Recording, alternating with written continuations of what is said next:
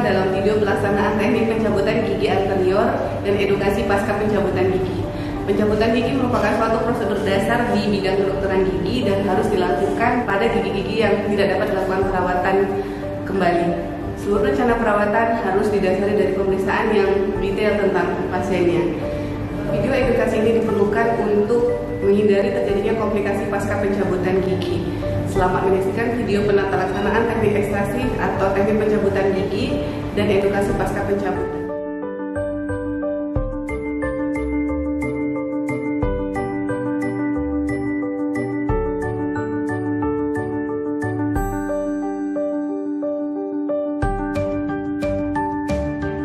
Persiapan alat dan bahan.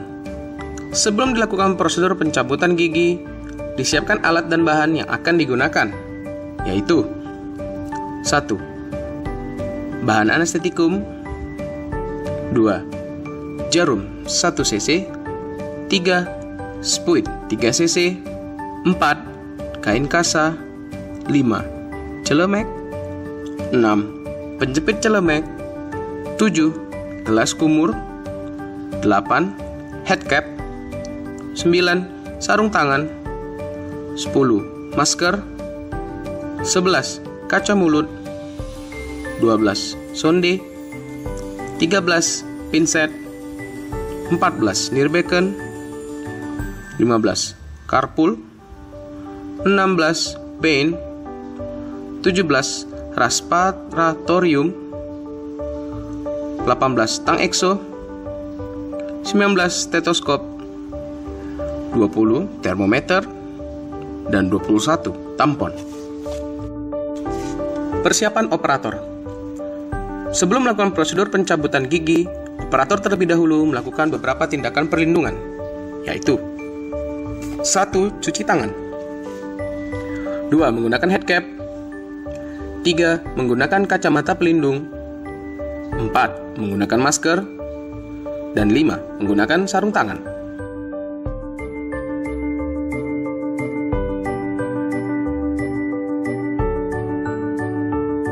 Posisi pasien dan operator. Untuk ekstraksi gigi mandibula, pasien harus diposisikan dalam posisi yang lebih tegak sehingga gigi ketika mulut terbuka lebar, dataran bidang oklusal gigi sejajar dengan lantai.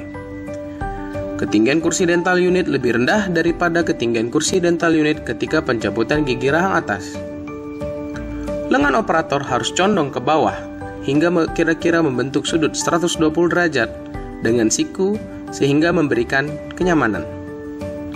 Ketika melakukan ekstraksi pada gigi anterior mandibula, operator harus berada di sisi pasien. Proses pencabutan gigi anterior rahang bawah. Dalam proses pencabutan gigi, ada 5 langkah yang harus dilakukan. Tahap pertama adalah melonggarkan perlekatan jaringan lunak pada bagian servikal gigi. Tahap ini dilakukan dengan menggunakan respiratorium. Tindakan ini dilakukan agar bane dan tang mendapat akses yang lebih baik. Dengan melonggarkan jaringan lunak di servikal gigi, sulcus gingiva akan melebar sehingga memungkinkan klinisi untuk memposisikan ujung bane dan ujung paruh tang lebih ke apikal. Tahap kedua. Tahap kedua adalah meluksasi gigi dengan menggunakan bane. Biasanya digunakan bane lurus. Bane diposisikan di ruang interdental gigi masuk ke ruang alveolar dengan bagian blade bane menghadap ke gigi yang akan diekstraksi. Gerakan memutar yang dilakukan dengan kuat, perlahan, dan bertekanan akan menggerakkan gigi ke posterior sehingga menyebabkan longgarnya tulang alveolar dan terputusnya ligamen periodontal. Tahap ketiga adalah adaptasi tang pada gigi. Tang yang digunakan dipilih sesuai dengan ukuran dan jenis gigi yang akan diekstraksi. Ujung paruh tang harus sesuai dengan bentuk anatomi gigi dan posisi ujung paruh tang harus mencengkram akar gigi di bawah jaringan lunak yang telah dilonggarkan. Paruh tang juga harus diposisikan paralel dengan aksis gigi untuk mengurangi risiko fraktur pada apikal gigi. Tahap keempat adalah meluksasi gigi dengan tang. Gerakan luksasi kembali dilakukan. Dengan tekanan yang lebih kuat diarahkan ke tulang yang lebih rentan. Gigi anterior rahang bawah, tekanan lebih kuat diarahkan ke labial. Setelah itu digerakkan ke arah yang berlawanan. Selain gerakan luksasi, klinisi juga dapat menambahkan gerakan rotasi untuk membantu melonggarkan gigi dari tulang alveolar. Tahap kelima adalah pencabutan gigi dari soketnya. Tahap ini dilakukan setelah tulang alveolar melonggar dan ligamen periodontal terputus. Setelah pencabutan, bersihkan soket dengan spooling. Bila terdapat tulang yang tajam, lakukan penghalusan menggunakan bone file.